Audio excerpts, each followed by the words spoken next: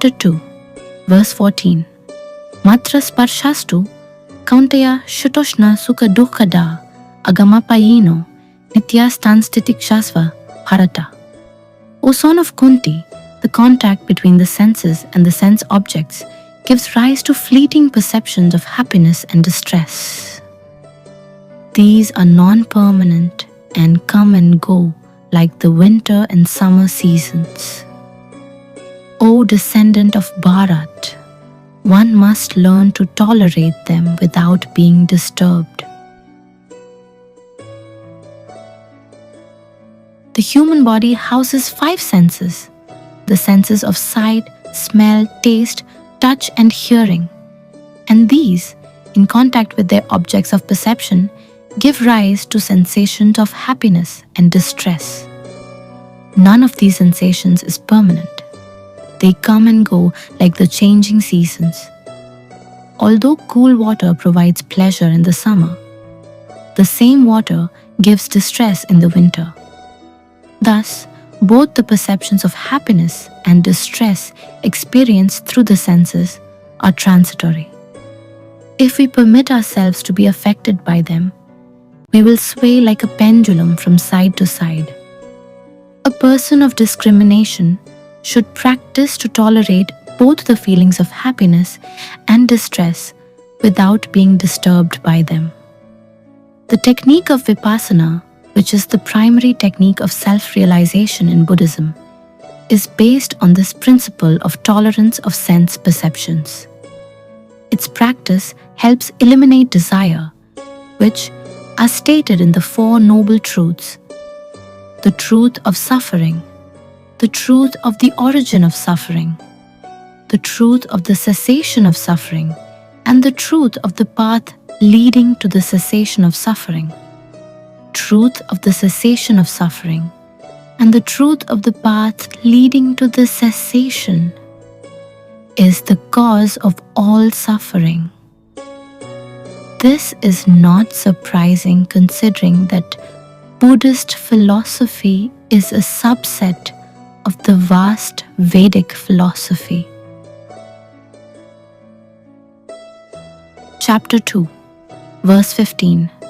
Yam hina viyatayantyate purusham purusharshabha samaduhka sukham dharam somritatvaya kalpate. O Arjun, noblest amongst men, that person who is not affected by happiness and distress and remains steady in both becomes eligible for liberation. In the previous verse, Sri Krishna explained that both the sensations of happiness and distress are fleeting. He now encourages Arjuna to rise above these dualities through discrimination. In order to develop this discrimination, we first need to understand the answers to 2 important questions. 1. Why do we aspire for happiness? 2. Why doesn't material happiness satisfy us? The answer to the first question is very simple. God is an ocean of infinite bliss, and we souls are His tiny parts. This basically means that we are tiny fragments of an infinite ocean of bliss. Swami Vivekananda would address people by saying, "O ye children of immortal bliss." Just as a child is drawn to his or her mother, each part is naturally drawn toward its whole. Similarly, being infinitesimal parts of the ocean of bliss, we souls too are drawn to this bliss. Hence, everything we do in the world is for the sake of happiness. We all may have different views regarding where happiness lies or what form it might take, but all living beings seek nothing apart from it. This answers the first question.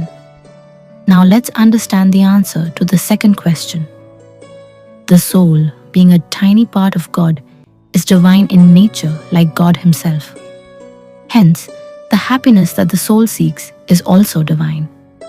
Such happiness must possess the following 3 characteristics. It must be infinite in extent. It must be permanent. It must be ever fresh. Such is the happiness of God, which is described as Sat Chitanand, or eternal sentient ocean of bliss. However, the happiness we experience from the contact of the senses with their objects is the reverse. It is temporary, finite, and insentient. Thus, the material happiness that we perceive through the body can never satisfy the divine soul. With this discrimination, we must practice to tolerate the perception of material happiness. Similarly, we must tolerate the sensation of material distress. This second aspect is discussed in detail in many future verses, such as 2.48, 5.20, etc. Only then will we rise above these dualities, and the material energy will no longer bind us.